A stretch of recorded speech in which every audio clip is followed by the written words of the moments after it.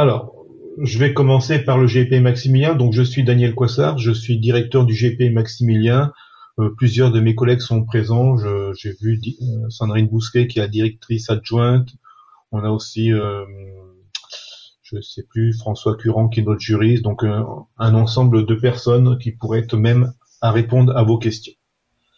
Alors, le GP Maximilien, si vous voulez, a été fondé a commencé son existence en 2011 sous forme d'un groupement de commandes constitué de 11 acheteurs. Il y avait la région Île-de-France, il y avait les départements franciliens, la ville d'Aubervilliers, le PT Pleine Commune et l'espace des agences vertes de la région, qui étaient les premiers membres du groupement. Et en fait, ils ont ouvert un portail en 2013. La structure s'est transformée en groupement d'intérêt public en 2014. Et le GIP donc a vu sa naissance au 1er janvier 2014 et petit à petit a grandi.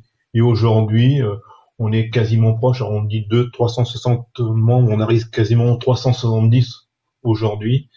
C'est une entité qui est de petite taille, mais qui est grandissante et dynamique, puisque en fait l'objectif c'est de répondre à vos besoins, aux besoins des entreprises, mais aussi de nos adhérents, qui sont aussi nos financeurs au travers leurs cotisations, pour offrir un service de qualité.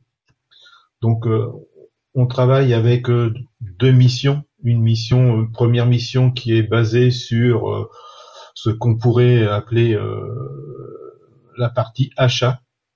Donc, c'est vraiment la partie qu'on appelle achat responsable aussi pour nous, puisque on travaille sur la partie marché public, mais aussi sur la partie dématérialisation là, au sens large. Hein.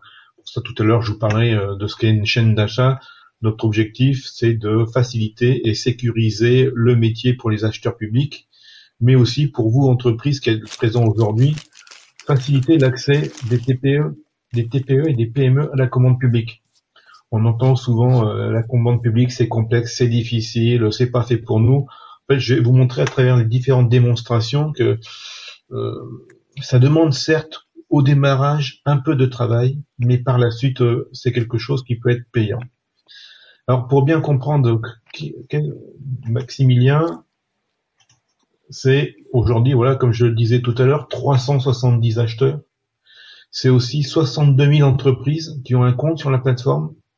62 000 entreprises qui ont un compte, et pour c'est une moyenne, on a entre 10 000 et 11 000 consultations qui sont publiées par ces 370 acheteurs.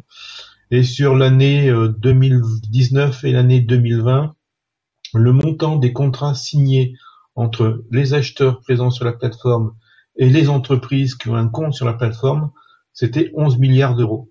Donc, c'est-à-dire 11 milliards d'euros de commandes publiques à destination des entreprises, dont la majeure partie se situe en Île-de-France. Donc, c'est un point important. Autre élément je porte à votre connaissance, ce sont quelques membres de référence. Donc, on a bien sûr l'agence des espaces verts de la région, on a la ville d'Aubervilliers, Pleine Commune, la ville de Paris, les départements Seine-et-Marne, Essonne, Hauts-de-Seine, Val-de-Marne, Val d'Oise, qui sont les membres fondateurs, mais qui sont aussi qui passent beaucoup de marchés, auxquels on peut rajouter des acheteurs importants comme Île-de-France Mobilité, comme Paris 2024, hein, puisque, comme vous le savez, en 2024, les Jeux vont se dérouler en France, et on a le comité des Jeux Olympiques qui passe la plupart tous ces marchés sur Maximilien, accompagné aussi par la Solidéo, qui est la structure qui a été construite pour la livraison des ouvrages olympiques. Vous allez retrouver aussi tous les marchés de l'UGAP, et vous allez retrouver le RESA, mais aussi les hôpitaux membres du RESA qui souhaitent passer leur marché sur Maximilien. Donc, ça fait beaucoup de possibilités d'achat, et j'oublie pas, nous avons aussi beaucoup de communes de moins de 50 000 habitants, des communes entre 50 et 100 000, voire plus de 100 000. On a aussi des syndicats mixtes, aussi bien pour les eaux, pour les déchets, pour l'électrification, et puis tout un tas d'autres structures. Je pense au marché de Rungis, je pense, enfin, voilà, qui passe des marchés sur Maximilien. C'est, voilà, une plateforme qu'on a mis en place, une plateforme qui est, hop, je sais plus où est passée ma souris, là, voilà, que je puisse passer à la slide suivante, parce que si je parle dans le vide, voilà, Maximilien, dans un premier temps, c'est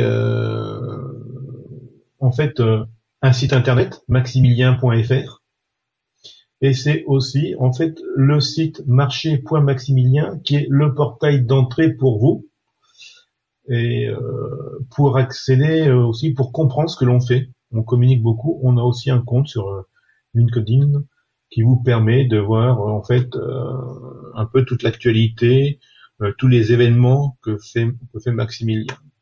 Le portail, je reviendrai un peu dessus, c'est l'entrée sur lequel vous pouvez trouver de l'information, et en particulier tous les marchés publiés avec des moteurs de recherche. Mais je reviendrai sur cette partie-là dans la partie recherche. Voilà pour la présentation de Maximilien. La chose que je vous ai dit en introduction, c'est une équipe de 11 personnes.